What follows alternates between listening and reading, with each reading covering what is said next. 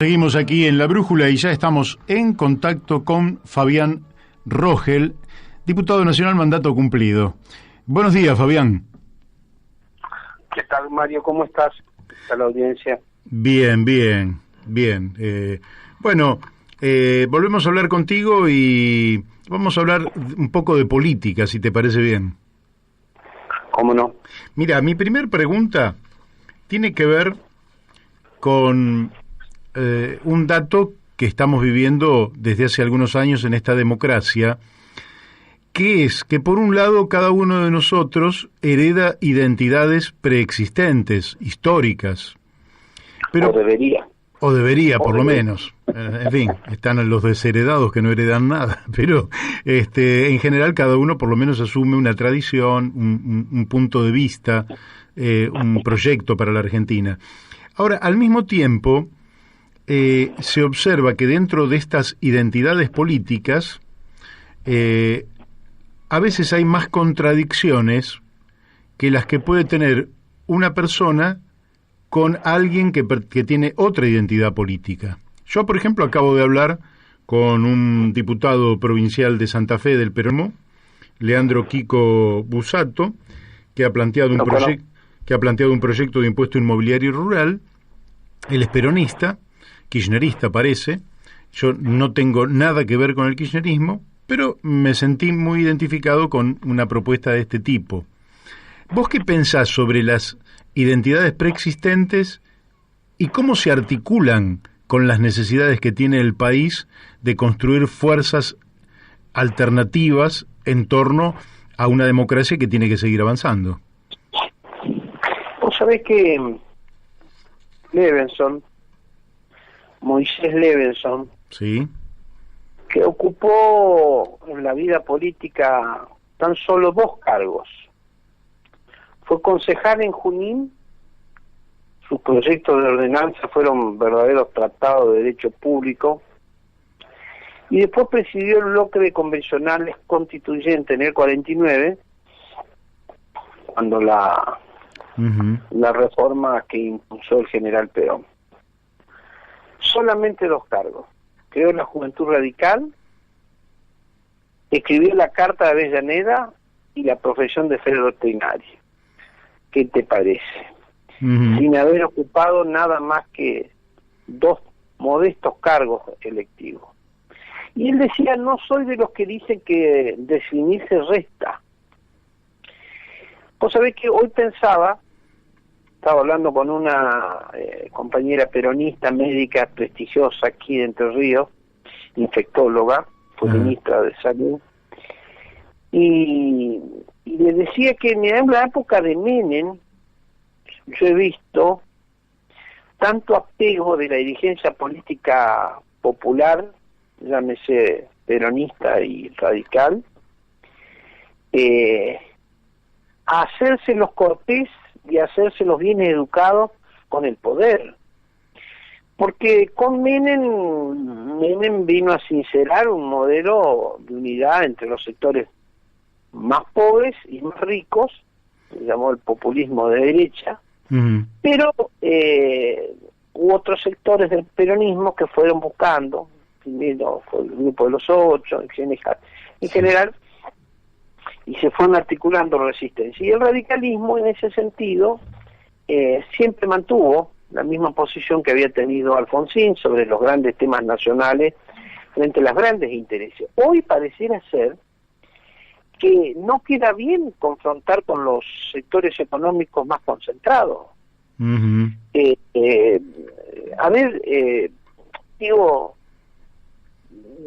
Salir a aplaudir y a tocar bocinas con la bandera nacional para defenderlo a un contrabandista, porque Vicentín fue eso, sacó el 40% de la producción primaria mediante el río Paraná vía Paraguay, donde todo se puede, sin control vendió el 40% de las transacciones de granos, y obviamente la ganancia la puso en cuentas offshore.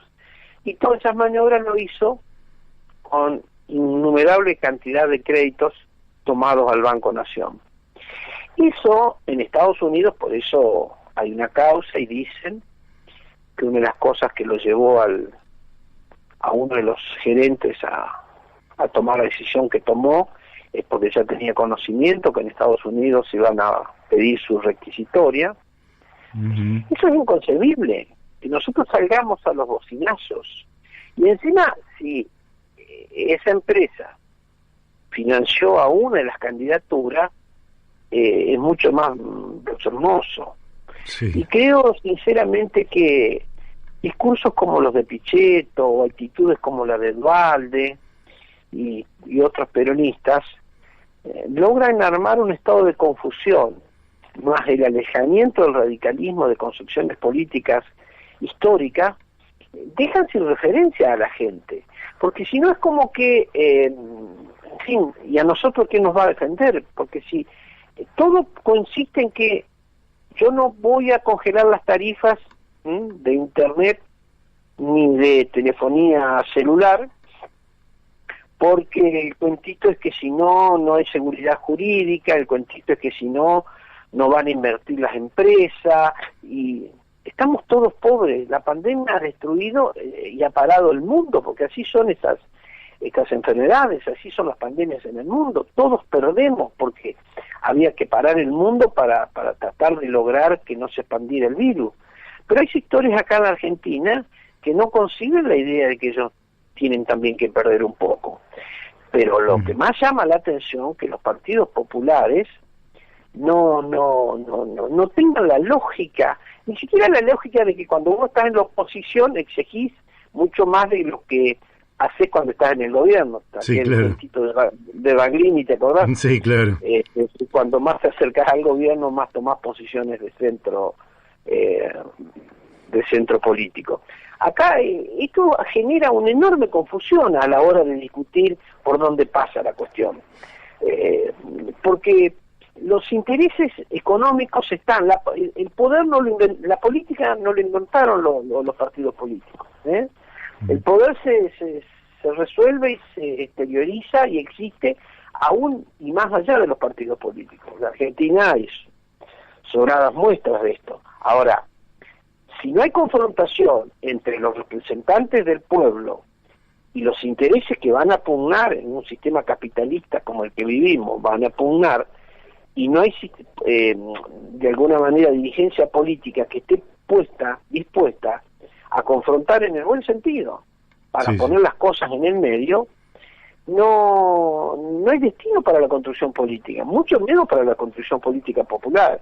Lo que hemos asistido en estos últimos tiempos ha sido muy vergonzoso para la dirigencia política, porque además no vaya a ser que digas algo y que se enoje el nieto, entonces no te inviten a un programa, en todos los programas que tiene.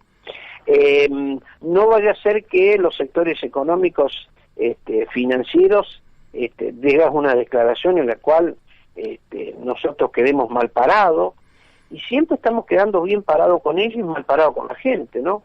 Sí. Es muy extraño lo que está ocurriendo y pareciera ser que no queda bien, vos sabés, que queda políticamente incorrecto defender los sectores de las mayorías. Yo, y acá termino, que participé entre otras cosas, fui vicepresidente del bloque diputado de la Nación y participé en la estatización de YPF.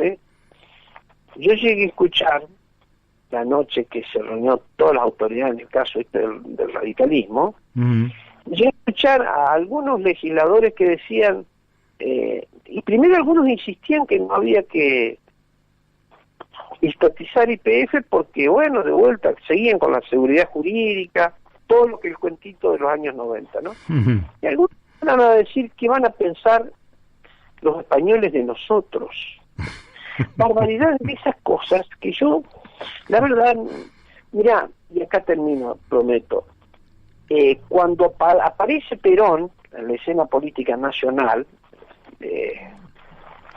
y confronta con la expresión que era el radicalismo en ese momento, estoy hablando del 45, sí. La plataforma, más allá del error histórico que cometió el radicalismo de armar la Unión Democrática porque creyó que el problema central era que Perón venía a representar el fascismo en la Argentina, y no se dio cuenta que Perón había advertido ya la presencia mayoritaria de sectores trabajadores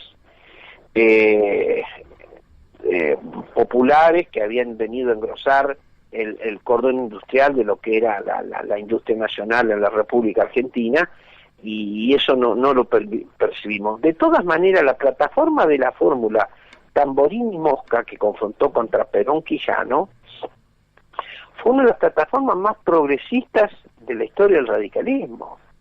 Ahí estaba plantado el tema de la cuestión financiera, estaba planteado el tema de la tierra, cuestiones absolutamente profundas, obviamente la nacionalización del petróleo.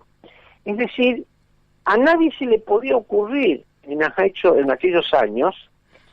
La disputa con Perón era una disputa de método político, de perspectiva política o de mirada política internacional, pero a nadie se le podía ocurrir dudar qué hacer con los recursos naturales, claro, dudar qué hacer con un escándalo financiero como los que hemos advertido, de 44.000 millones de dólares de endeudamiento. A nadie se le podía ocurrir, plantear que la unidad latinoamericana eran un problema de gente que tenía una idiosincrasia distinta a la que teníamos nosotros. El retroceso que se ha tenido desde estos últimos años en el discurso político en la Argentina, me parece que es lo que hay que repasar para ver si estamos de acuerdo en algunas cosas y quiénes estamos de acuerdo en armar para el país otro modelo. De lo contrario, yo vaticino algunas horas delicadas en la construcción política del país. Pero déjame que me voy a detener un poquito en tu partido. Tu partido había tenido un amague, por lo menos, de una construcción de centroizquierda ya por el 2013-2014, y en el 2015, creo que fue el 2015 en el 2015 resolvieron Gualeguaychú, allí en tu provincia, una alianza que daba la impresión de que era una alianza contra natura, donde el radicalismo terminaba encolumnado detrás de una fuerza conservadora, como es el PRO, y de un tipo realmente muy poco presentable desde lo ético y desde lo técnico, como Mauricio Macri, y bueno, se metió en aquello y ya es historia, terminó eso en el 2019. ¿Sale el radicalismo de ese túnel en el que se metió en el 2015? No, el tema es que no sabe. Eso ya no es historia, esto es presente. Y esto es presente. Cuando yo te digo que se encolumnan para salir a defender a ¿cómo es? A Vicentín, salen los radicales, con obviamente el PRO. Es decir, este es el problema central. Acá ese túnel no solo que no terminó, sino que continúa.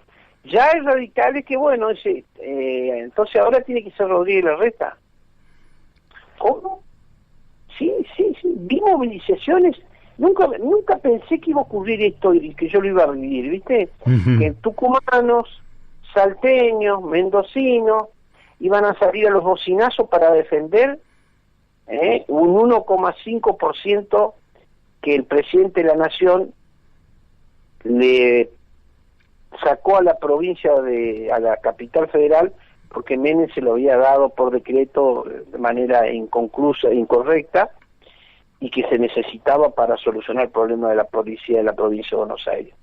Bocinazo, es decir, el interior profundo bocineaba a favor de los porteños, una cosa que yo...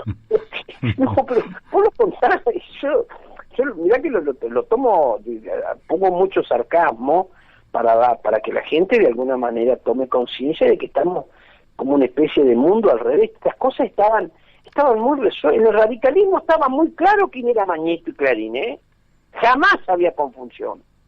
Nunca hubo confusión. Sabía que fueron los que lo derrocaron a Arturo Humberto Iria y sabían lo que hicieron con Alfonsín en el 89. Sabían lo que hicieron en la rural. Es decir, no. Estas cosas no se discutían, no había espacio para repensar estas cosas. Bueno, ahora creo que el radicalismo, si no toma distancia, no recupera identidad política, no va a tener discurso.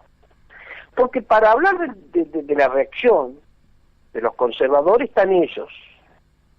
Y si encima vos les regalás al peronismo esta idea que ellos representan, lo nacional y popular y lo progresista, te pregunto de dónde vas a brevar vos como partido político. ¿Cuál es tu clientela política? ¿En qué vas a basar vos tu discurso? Si la razón de ser nuestra, nosotros nacimos a la vida nacional contra los conservadores.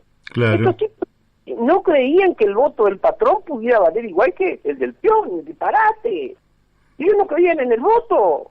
Digo, y todavía para ellos la democracia sigue siendo una piedra en el zapato que molesta, porque eso de todas estas intentonas golpistas, descaradamente.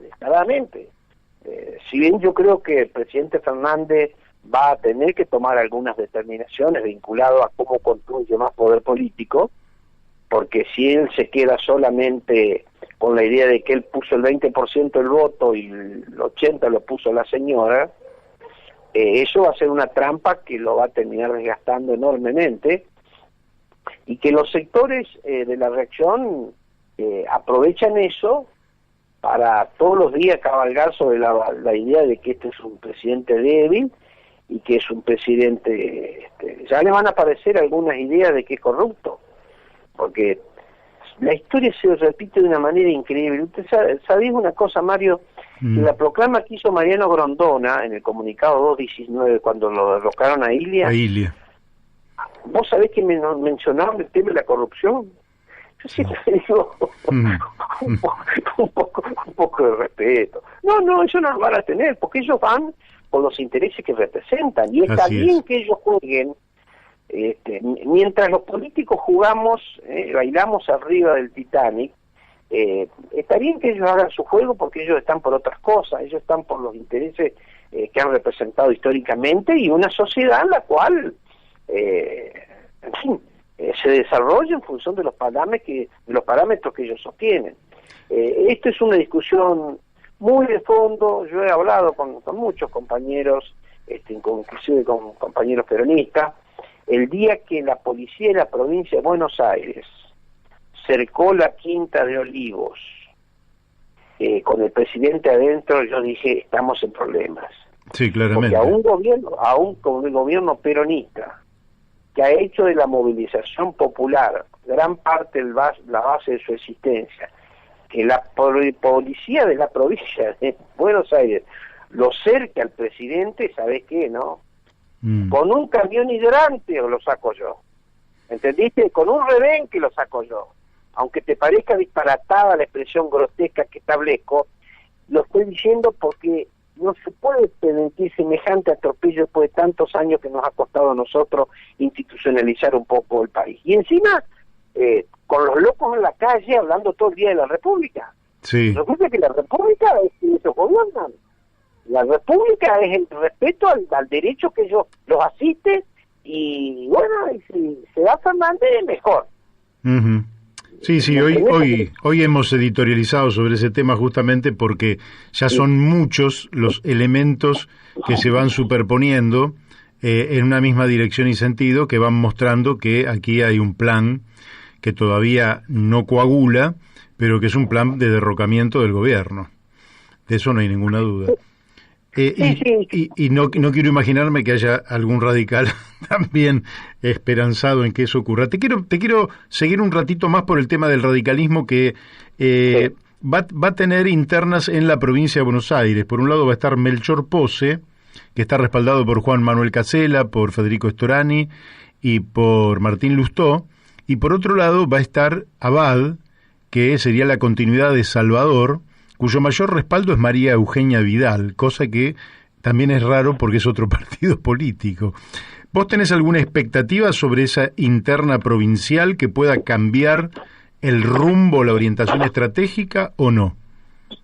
Yo participo de un Zoom con todos los amigos que están de ese lado, el hijo de Melchor Pose. Sí, sí. ¿Cómo es que se llama? Sí. Bueno, Bueno, Pose hijo, llamémosle. sí, Pose hijo, lo vamos a llamar, porque ¿viste? Cuando vos tenés negación de algunas cosas. Sí. Este, Gustavo Pose. Gustavo. Primero porque yo con Gustavo evidentemente lo he visto en algún zigzagueo político bastante dilatado y no es santo de mi devoción. Así que me han explicado los amigos, Cachi Casella, y todos los amigos que están compartiendo, Cachi Gutiérrez, esta idea de que más allá de esto se necesita, para empezar a rediscutir un poco la política dentro del radicalismo, tener un comité provincial de otras características. El lamentable papel que ha tenido Salvador de amanuente de María Eugenia Vidal como presidente del partido y como vicegobernador ha sido terrible para lo único que utilizó su presencia en la vicegobernación es para acomodar en algunos cargos algunos amigos de la interna del radicalismo de la provincia de Buenos Aires, pero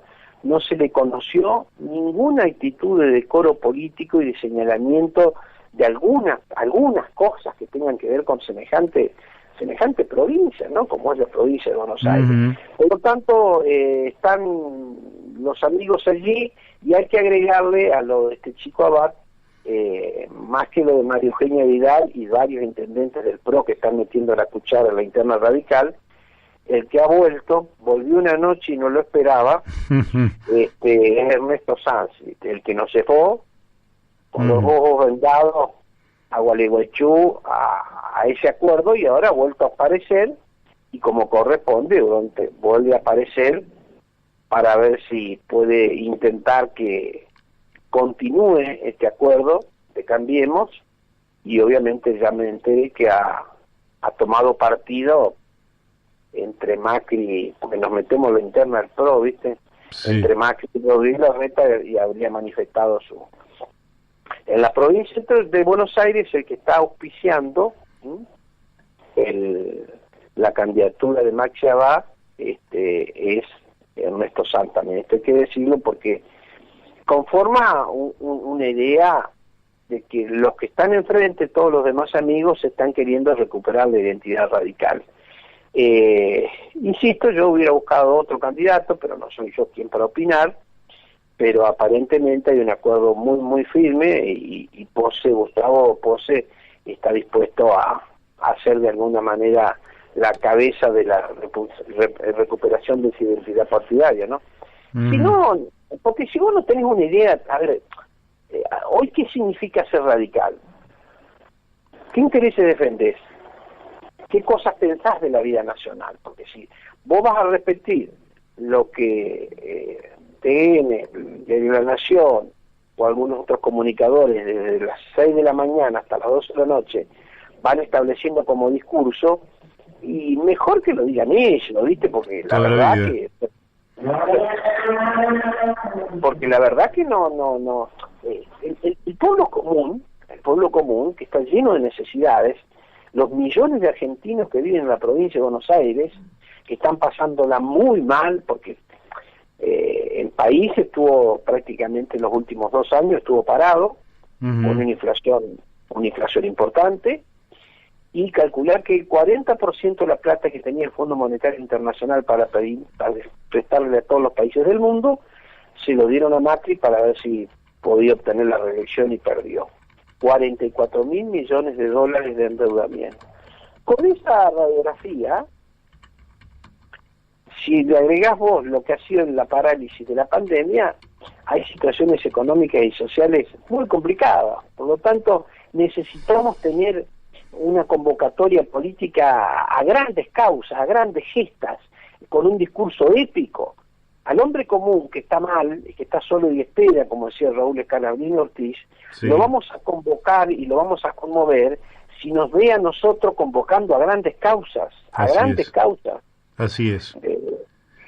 Mira, me acaba de llegar una nota de Julio Piumato a 90 años de la creación de la Confederación General del Trabajo, ¿no?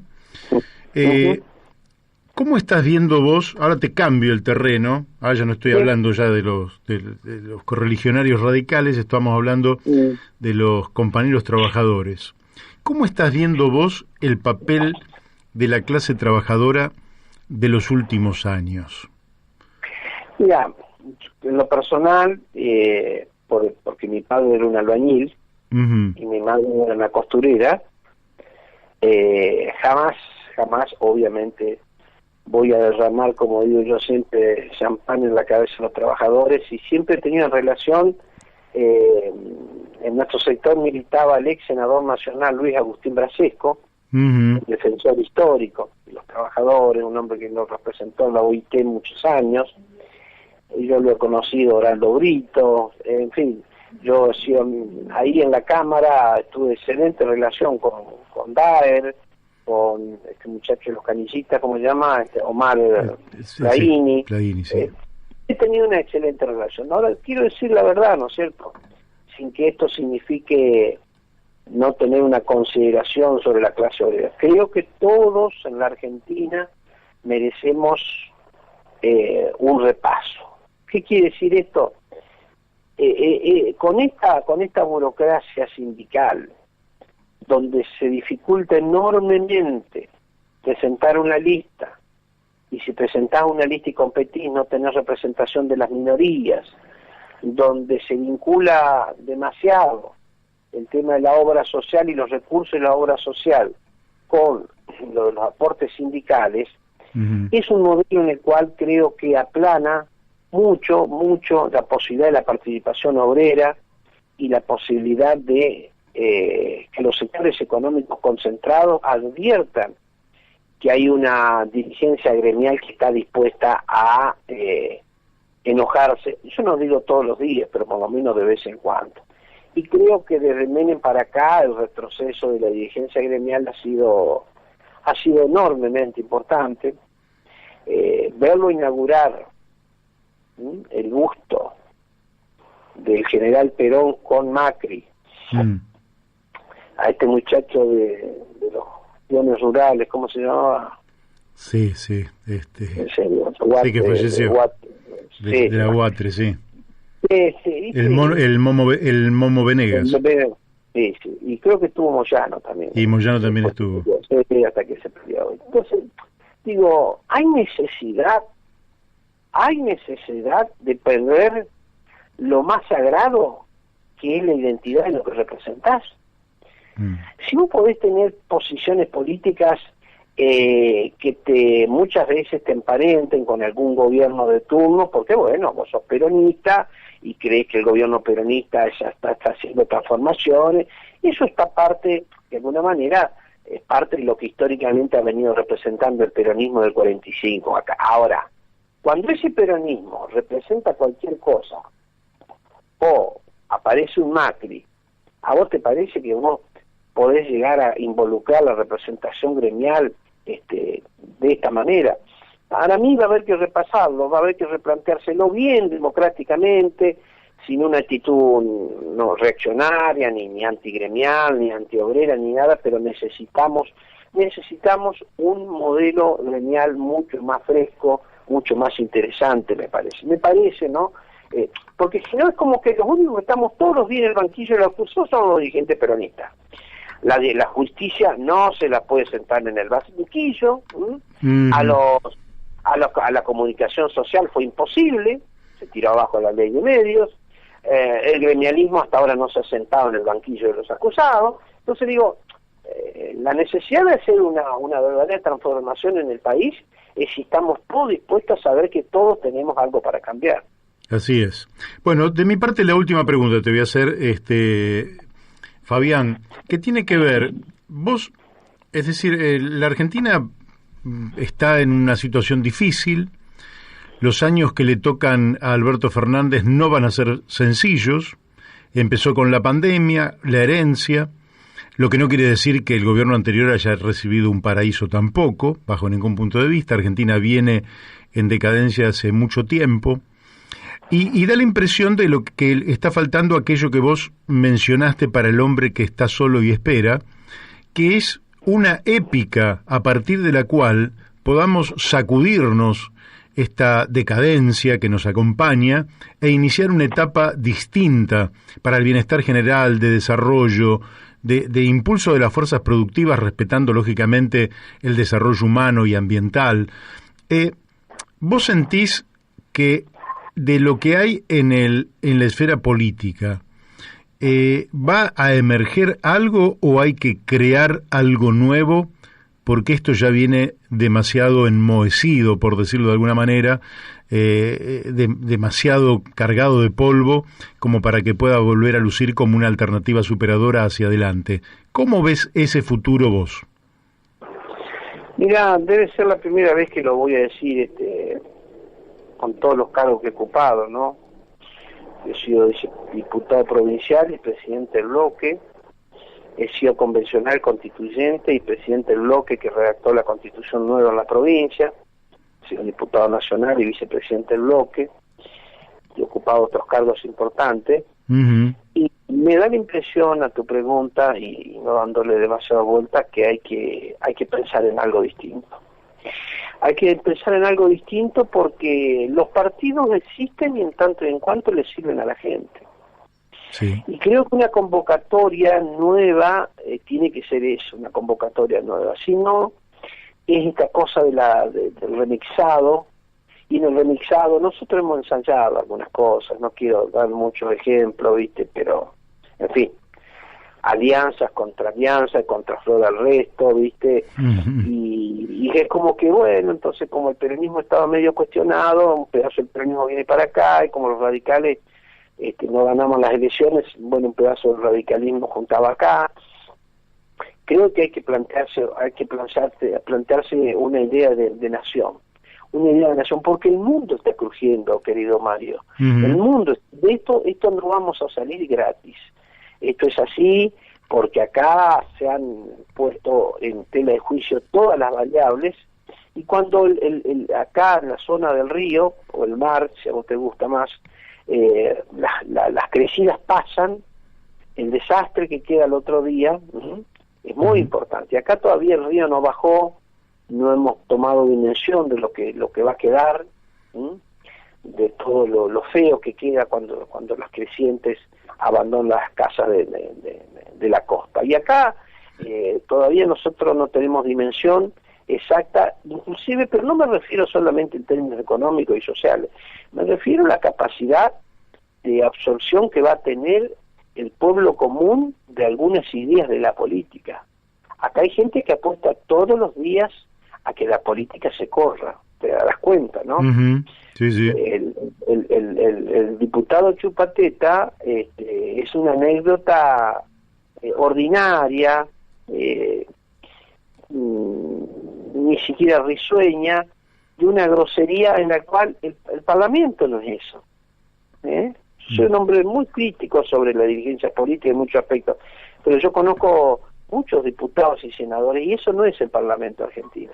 Bueno, pero la exageración que se vio de ese hecho es una exageración que no es casual, porque a lo que se tiende es que para eso pagamos un sueldo a los políticos, ¿viste? Para eso están los diputados, ¿viste? No sirven para nada, ¿viste? Le asentaba a la secretaria para ver cómo le había salido la operación del pecho. Y digo, todo un mensaje permanente de autodestrucción de la representación popular, y si eso no se advierte, si eso no se toma conciencia, y esto es creer que con esto lo desgastamos a Fernández porque era un diputado del grupo de Fernández de Salta, no se entiende nada, ¿viste? Yo propiciaría la posibilidad, por lo menos hace tiempo que ando en esto, de buscar otros actores. Hay muchos actores. Creer que la política la hacen los que están todos los días en la televisión es un gravísimo error. Sí, claro. Efectivamente. Hay sujetos sociales que hacen la historia, por eso también te preguntaba por los trabajadores, en los cuales nosotros, los que venimos del socialismo, tenemos siempre una confianza especial, aunque muchas veces algunos dirigentes nos dejan un sabor amargo acerca del rol que deberían jugar. Fabián, no sé si querés cerrar, pero ya estamos con el tiempo concluido. No, solamente deseo que pase rápido, que te pueda ver en Buenos Aires cuando esto pase, y ojalá que los que menos tienen, los más desvalidos, sean los que menos sufran en todo este tiempo. Y deseo, que soy radical, que el gobierno de Fernández encuentre un camino para convertirse, al menos en la gran tarea que él tiene que convertirse, en la bisagra de esta enorme grieta que así no se puede continuar.